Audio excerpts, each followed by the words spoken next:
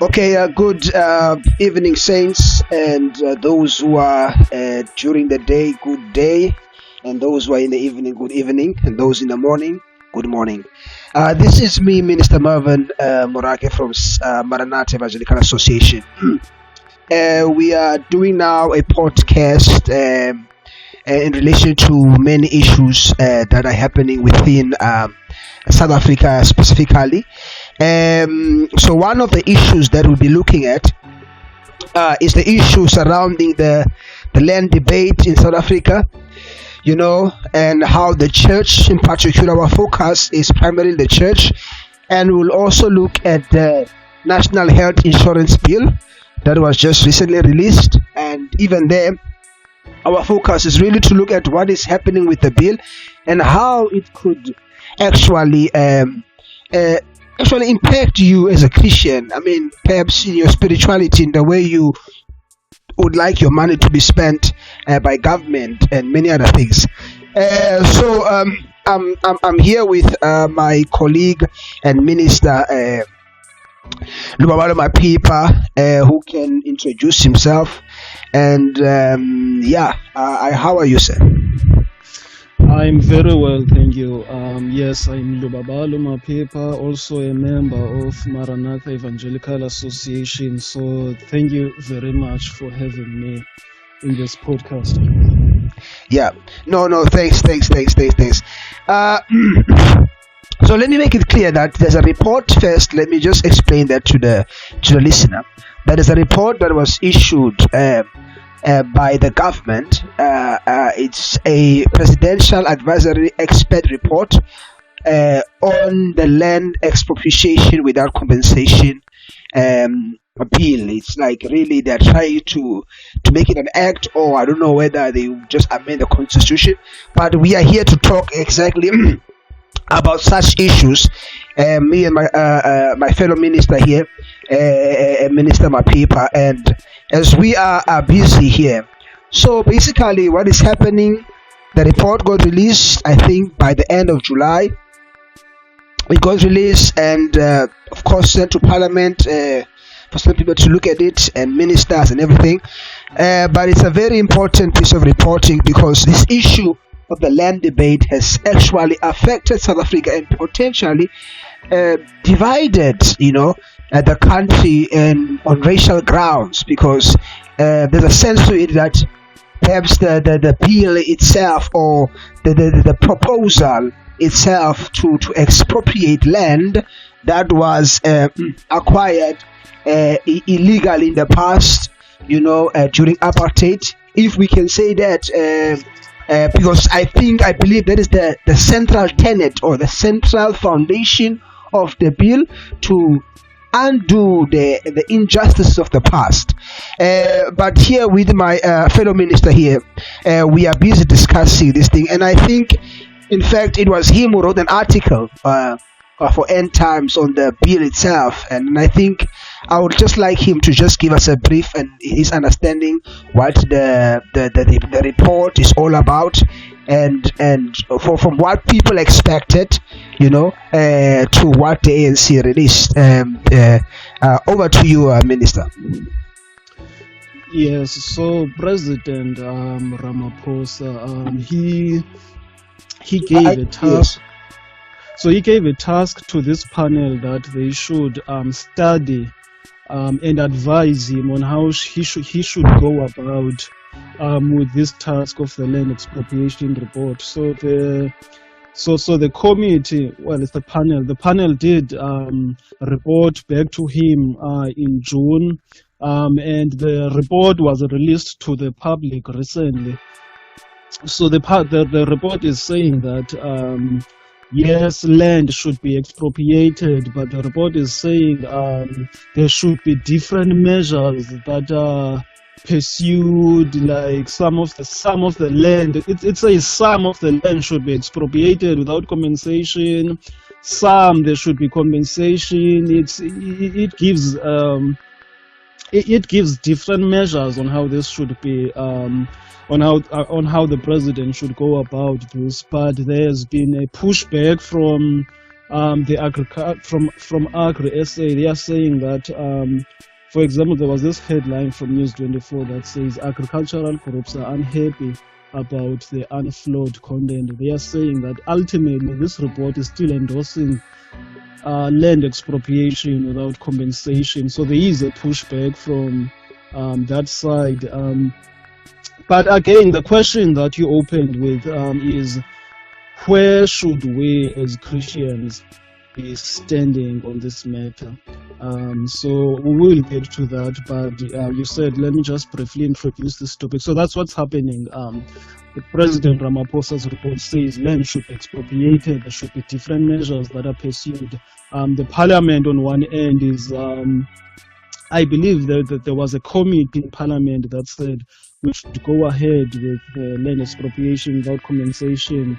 But I think the Parliament will resume, the committee will report back to the Parliament on early 2020. But I should specify that the panel report to the President that is not necessarily, it does not obligate the Parliament to follow the recommendations of the panel. So it's going to be interesting how this is going to play out. But to answer your question on briefly introducing this topic, that is what's happening so far. Yes. No, thank you very much. On that note, it's quite interesting for me when I came across this, because I am aware the very extreme side of the EFF, who were the champions of land expropriation. I can say basically they were the key figure that ran with this particular notion, and it was part of their campaigns during elections and everything. What was interesting is that what was clear to me that when I look at the report, I realized that the presidency, they are not gonna follow the approach that the EFF suggested, and the approach of the EFF was really nationalization of all land, simply all land to belong to the government, and we all just gonna be tenants of the government, which also includes churches who be tenants of the government. So this is where I felt that, hey, look, this is a serious issue. And in fact, this is not a speculation. They actually mentioned themselves that they actually feel that even church land should be expropriated without compensation and should be handed over to the hands of the government. And my real concern with that is the issue that says that it simply means that institutions of worship will be affected. If the government feels that your church is perhaps offensive to a certain group, they might say, look, we can abolish your church and you can look for another place to stay. It seems that then land and churches, certain churches will be given certain land. There will be a lot of regulations that come with the church. And I think if their view goes ahead, or our government employs a certain degree of their views, I think we are faced with the situations of regulation of churches and even licensing of churches, and that is where the church needs to wake up, and we need to really fight this with all that we've got. Just to give you briefly where they do say that expropriation without compensation would apply. For example, they say land that is held for speculation, land that has been abandoned, state-owned land, municipal land, underutilized land, and land that is owned by state-owned entities like ESCOM, like the NEL, or all of these state-owned entities, land that they own in themselves can be expropriated without compensation. And the another thing that the report admits is that there's no real need for the change of the constitution, and if it has to be changed, then it has to be re-engineered in such a way that to fit that change, because currently to just insert land expropriation without compensation will be really affecting the value values of our constitution, which would actually be a problem. That's what they say. And so, like you've mentioned, Minister, that there are parties like the Agri-SA who said, look, they are not really happy with the report. In fact, I think two of the people that were in the panel who represented the farming sector, they actually distance themselves from the report, and I think some of them actually come from Agri-SA. I'm not entirely sure. I believe so. And AfriForum says that, look, the report in itself is a very racist report. It really focuses on white people and all of that, and it really segregates. If it's like the target is on a land that is owned by whites, and that's their argument. But I don't want us to delve on such things now. I want us to focus on the land. This is an interesting part, and I want you to I want to hear what you have to say here, Minister Brother Luba, that they do explain in the report. They say that we propose the president to call on churches, mining companies, and other institutions that own vast amounts of land to donate land.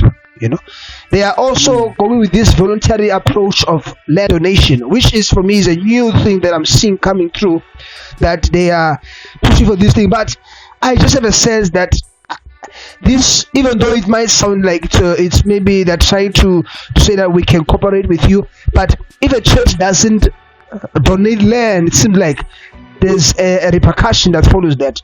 But this is what they say. I don't know what you have to say about that. The issue on saying that, look, if you're a church, we ask you to donate land, and there will be actually a way and a policy that's going to look at that, and certain structures we put in place to ensure that donations of land, they take place. And they also say that if a church or any person, like a mining company, does donate land, they can actually be relieved from donation tax, which means they won't have to pay donation tax when they do so. But I just want to hear your take. Don't you think that when we look at the issue of them coming out and saying that, look, please come and donate the land that you own,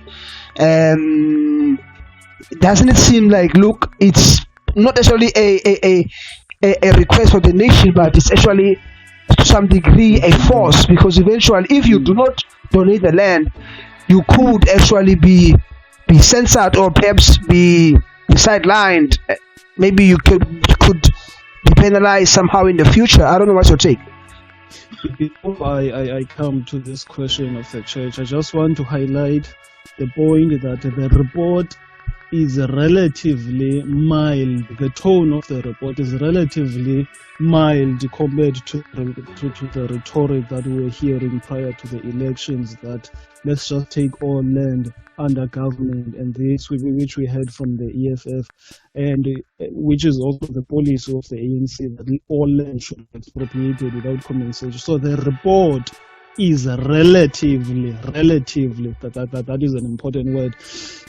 Now, that being said, also I want to highlight that President Ramaphosa is a deployee of the ANC. The ANC has decided that they want land to be expropriated without compensation. So eventually, even though it seems that he has established this panel that is a slightly light tone, eventually I believe that the president will have to fulfill what the ANC decided when, I think, in 2017. So I've heard the secretary of the ANC saying that this is an important issue, it has to be fulfilled. So I'm just saying that the president is not really fully in charge, because we don't elect individuals for president. We actually vote for parties. So the party that is in charge is ANC, and the president is just a deployee of the ANC. Now, with coming to this issue of the church, yes, I don't like this thing of telling churches that they should be donating land, this and that. I don't think it is a request more than it's going to lead to eventually the people, they will start saying, no, okay, you didn't donate as much as we were expecting, now we'll have to take. I think it's very, very dangerous, the rhetoric that we're hearing now. Like I said in the article that I wrote, that land is very important for us as Christians, because we need land for our places of worship, for missionary work, for schools, for any relevant work of God. So land is also important to us. So when we hear government, what we heard from EFF saying that we should take land, we should take all land and put it under control, it's something that's very dangerous, because we're also talking about a government that is also hostile to Christianity. This is a government that's pushing the comprehensive sexual education, which I would assume Christians are opposed to. So this is the government that is reading stories about pastors, these negative stories that we have been hearing. So we are in that time where we are hearing this anti-Christian rhetoric. So no, it's not a good idea at all for government to be taking over all land. I mean, that is a very communist approach, and we know that these governments that have a communist mindset are always very anti-Christianity, because there's this belief that the church is a collective mess that may be against the regime or the agenda. So Christians should be very worried about this. It's not a good idea. I agree with you. This thing of donating, I don't think it's a request. I think it's a more of a compulsory request. That is my position. No. I hear you, fellow minister in the Lord. I fully feel that we have a serious problem, and I think we have actually tackled some of the issues. And it must be said that the manner in which the report has gone on is really to really, they were trying to act smart. Really, they were just being smart and trying not to hurt everyone's feelings. But the end goal, I think we are aware of what the end goal is, and I think that's why parties like Agri SA, they've pulled out, and they feel that they don't support it, and they will submit an alternative report. Even AfriForum saying that, look, they will take this, even international, they will really fight this thing to the core. So I do think that we do have a problem. And perhaps we might say, no, this is not talking about churches, like in terms of property, but this talks about churches that own vast amounts of land that are not used, that are just lying dormant, so we should not be worried. I do think actually we should be worried, because once the government has the power to actually take your land, they can actually come to your church and say, we want to turn this church into a clinic. We feel that this church needs to be turned into a clinic. It's in the right spot. We think that people don't have to go so far to get to a clinic. We want to turn your church into a clinic. And I think that we should actually be watchful in what they are doing. And I would like to move on and start talking about on another topic now. The NHI bill. The NHI bill. NHI stands for National Health Insurance. It's a government bill really that wants to ensure that everyone gets affordable healthcare, quality healthcare. Poor, rich, in one lump sum insurance. So they are trying to help the poor. I think that's the message they are trying to bring across. But just touch base on your understanding on the NHI bill, and then we will just go back and talk about how the church and a Christian who's a believer should look at this, and what should be the perspective, and how could we influence government in a way. I mean, eventually we can't just talk. We just have to think of ways also to get out of any mess that might come. Okay, so basically the National Health Insurance is a universal health care plan. What it means is that all the country's healthcare, both the private and public, will fall now under one government plan, which is called the National Health Insurance. Now, if you are wondering what will happen to medical aid, what will happen to private hospitals, they will all fall under the National Health Insurance. So essentially, there will be no such thing as a medical aid. There won't be medical aid. There will be no private hospital. All private hospitals that currently exist will be converted into public hospitals. So everyone now in the country will be part of the system, whether you like it or not. It won't be legal for private hospitals to exist. It won't be legal for private medical aids to exist. Everyone will have to be part of this national health insurance by 2026, I believe. So that is the bottom line. I think it's 2025, but it could be 2026. I hear you. But I just want to know, just as you are talking, I want to inject there. I mean, someone can say that, look, this sounds good. I mean, this sounds nice. I mean, look, everyone is part of it. There's no discrimination anymore. You get same quality healthcare. If I'm sick, I mean, consider a situation whereby a public hospital is fully claimed currently. Let's say the situation now, and then a private hospital doesn't have many patients.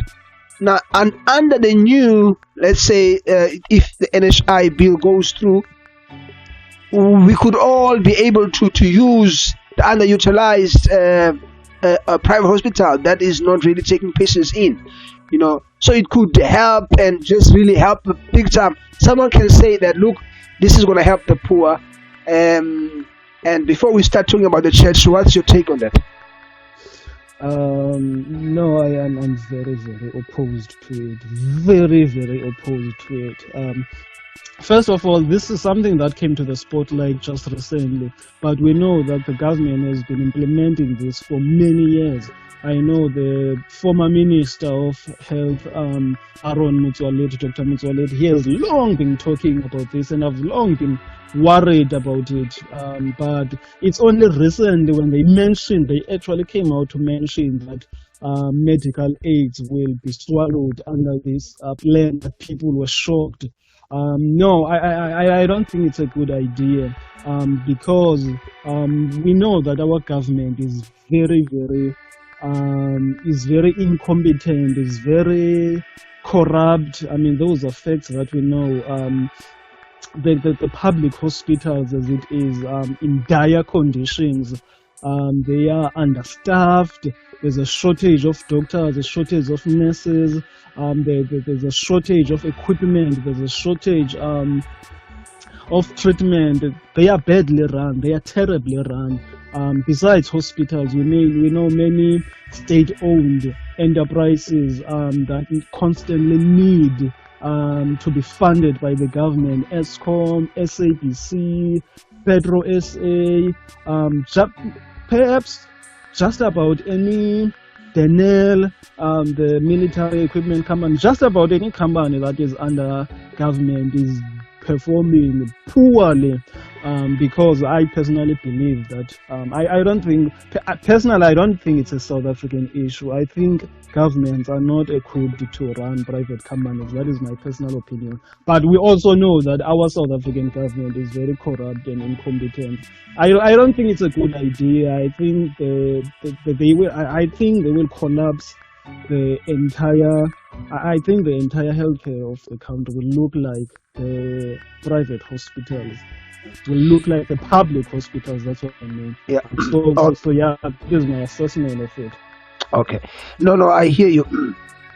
My biggest worry, really, as a Christian, is that look. It's not a good idea to know that your money is going for abortion, specifically if the medical, the NHI specify that this is also in support of people who need to make abortions, especially those who want to do abortions that are of quality or whatever you call it, right? So I think for Christians, I mean, you look, the Bible says that Jesus Christ came, I think that is in the book of John chapter 10, that he came to give life and life abundantly. The enemy came not but to steal and to kill and to destroy, but Christ came to give life more abundantly. So life in the sense of a child, it's in the hands of God. Like, look, we should not take children's right to life, just like that while they are babies, I mean, they are still in the womb, we should protect innocent lives and all of that.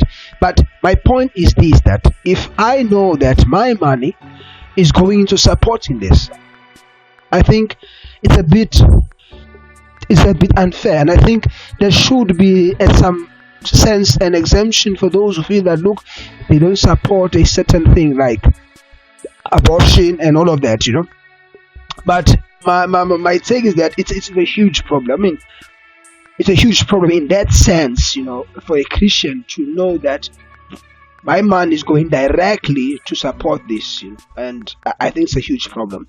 And what I'm hearing, it can cost the country like 1 trillion, when this, I mean, a year, I think, say by 2025, it's a lot of money, and I fear that our country, in a sense, is becoming a socialist country or a socialist state.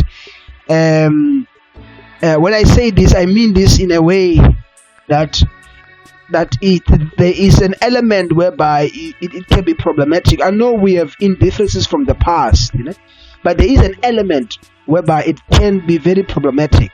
We thank the government for helping people. It's good, I mean, social grants and everything. But when we become reliant on government to run our lives, then it becomes a problem. I mean, consider, for example, the Eastern Cape alone, as a province, more than 50% of the people in Eastern Cape, they live on grants by the government. And I think that's a problem.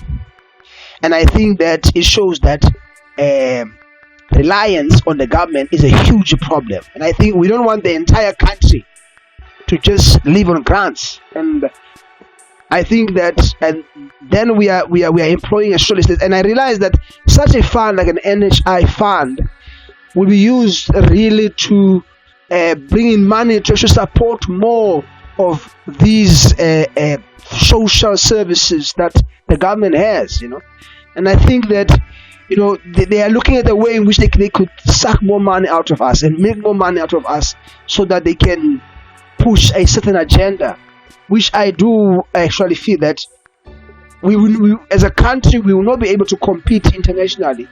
And already now things are not looking good for the country, from a growth perspective and economics and finance and everything, it's not looking good. The jobs are at a low in our country, so it's a huge problem. I don't know, last thoughts and then we close. Okay, no, we definitely cannot afford it. I mean, the panel, you just look at we were talking about land reform. The panel came with some recommendations. Even the recommendations of that panel on land, they talk about buying some land. There's not even a budget for that. We can hardly afford that. So to suggest that we can pay for 1 trillion on healthcare per annum, at the state of our economy, it's absurd. We cannot afford it at all, and we should always be concerned as Christians when government is saying they will be taking a certain aspect of our lives, under its wing. We should always be concerned about that. It's grateful where we should be happy that there are private schools. That if at least we want to avoid the government teaching our children all these immoral things, at least there's an option of private schools. If the government one day were to say they are ending private schools, they have to oppose that. Now they are saying they are ending private hospitals, meaning if you are a doctor, probably the government could say that all doctors in the country have to be willing to perform abortions, because all doctors will be working for government. There will be no such thing as a private hospital, a private doctor, this and that. So we should be concerned, because this is the same government that is saying a child, I think as young as 13, can have an abortion without the approval of a parent. So we know we should always be concerned about that, the government taking over these aspects of our lives as Christians. Sure. Yeah, no, thank you very much. I want to thank everyone who's listening in. And this is actually a very important discussion. And I think what you have mentioned also, when you touch on the education aspect, I began to realize that actually somehow, somewhere, our government is moving in the direction. We need to put all education system under one. And I think we should be, I'm not saying that's going to happen, but what you've just raised, it just shows that, look, there are many things ahead of us. And I think our government is losing track, really, because, I mean, they need to invest their energies on building the economy and getting things running, you know. I mean, like, look at the inefficiencies that are in government departments, you know, where you get situations of people getting so much pay for absolutely doing nothing. If that amount of money could be taken back to fund their other projects, you know, I mean, there's so much that could help, you know. We need also to be cost saving minded as a government. I don't think they have that mentality, and I think it's a huge problem when you have a government that seeks so much to please the people for the sake of votes and everything. So I think that we do have a problem. Okay, so I think we will be having other podcasts and other stuff that we're gonna bring through. But thank you for listening in. I don't know, Mr. Minister Mapipa, would you like to just say farewell to the people? Yes, thank you to everyone who's listening to this podcast. Yes, we will do more in the future to cover these important topics. So we hope people will keep listening. Okay, shalom. Enjoy. Okay, shalom.